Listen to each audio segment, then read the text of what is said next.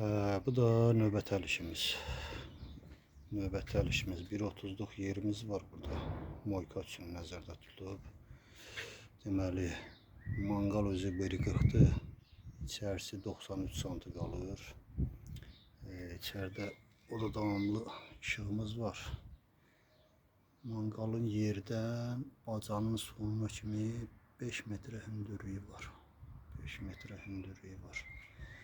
Deməli, sol tərəfində də təndirimiz var. Təndirimiz də ki, diametri 70'dir. Hündürlüyü də ki, 85 santıdır. Yəni təndirdə bilirsiniz də öz-özünə pişirmək olur. Asma kebabıdır, çörəyidir, nə bilim, səbət qoyub səbətdə nəsə pişirmək üçün. Alınma təndirdir. Qırağı da kərpizlə tikilib, formaya salınıb. Böyle bir güzel əlişimiz alınıb. Özünüz baxın, qiymət verin. Özünüz baxın, qiymət verin. Yəni, bu formada belə bir manqala gedib 1200 ədəd kərpiz gedib. Bu İran kərpizidir. Fərqi yoxdur. Yəni yerli kərpizlə, İran kərpizlə, Rus kərpizlə də tikmək olur.